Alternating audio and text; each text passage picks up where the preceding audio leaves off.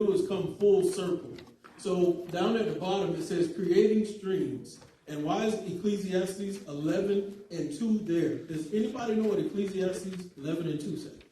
It is good that you enter into foreign trade. What talks about the foreign trade? Not it may, but it's a way into it. Somebody find Ecclesiastes 11 and 2, and yes, we'll need to mic Sister English a little bit while I'm going. Give a portion to 7, and also to 8. For thou knowest not what evil shall be upon earth. Give a portion to 7 and 8. So what it's saying is invest in 7 streams or 8 streams, different ventures. It's saying invest in 7 to 8 different ventures or streams. Y'all know what that means? You didn't get a paper? Okay. So that's what Ecclesiastes 11 and 2 is saying. So it is saying financially you should have at least 7 or 8 different diverse streams that you should invest in.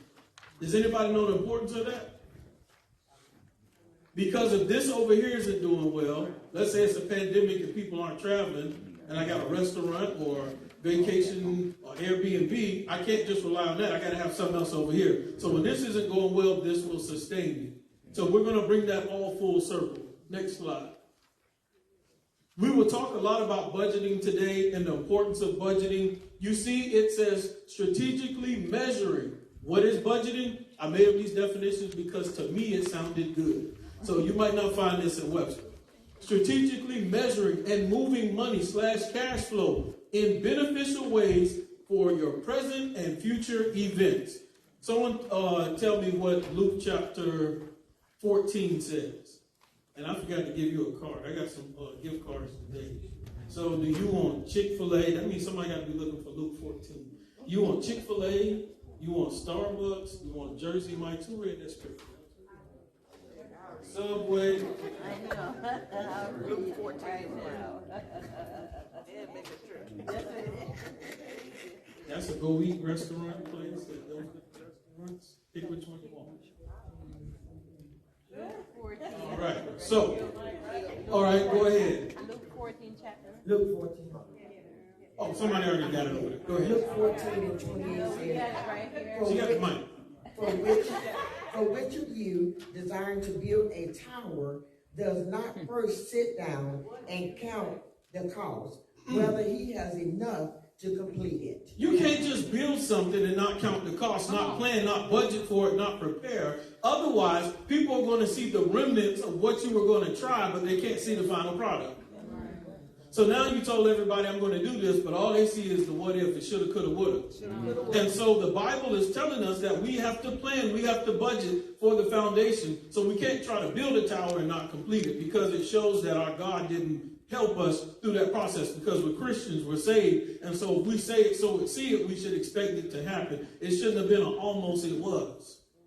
So it's telling us it's important to budget. A financial plan, a blueprint to help one strategically account for, locate, and direct incoming, outgoing assets and liabilities. Understand what your assets and liabilities are.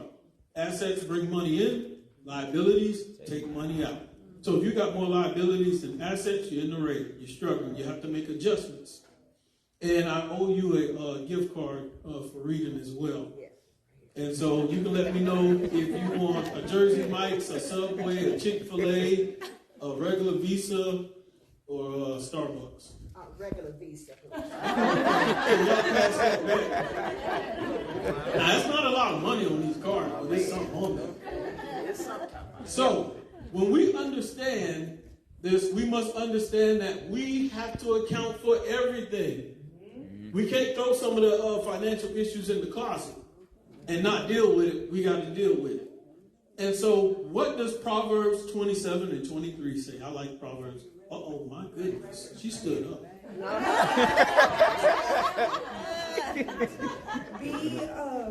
Be thou diligent to know the state of thy flock, and look well to thy herd. It says be diligent to know the status or the condition of your flocks. Of course, back in this time, Old Testament, there was an agricultural society. So they grew their own food, they raised their own cattle. And so a shepherd needed to know the condition, the status of their flocks. So so many of us don't have cattle, and a lot of us don't garden. So you got to know the condition of your flocks. What are your flocks nowadays? Your money, your dollar is your flock. And so you need to know the condition of your money, the value of it, how much it is, how much you have, where is it located, is it beneficial where it's located? Know the condition of it. And so you have to know the condition. And by knowing the condition, then you know how to budget better. Sometimes when you're looking up information and you're researching this, it is not fun. When you're going over budget, you're like, oh my gosh, I forgot about that. And Netflix, and Hulu, and I owe this. So it's not always fun, but when you start adjusting, it's going to get better. Yeah. So what I'm trying to do today is shift your thinking. I like talking to young people because older people, sometimes it's hard to get them to shift their mind and adjust. But young people, it's pliable, it's flexible, and I know there's someone in here that I'm going to connect with, so you're going to shift and adjust, and you're going to do better than what some of us before you have done. Amen? Amen. See how I just spoke that over y'all, and y'all don't even know it. All right, potent power through budget.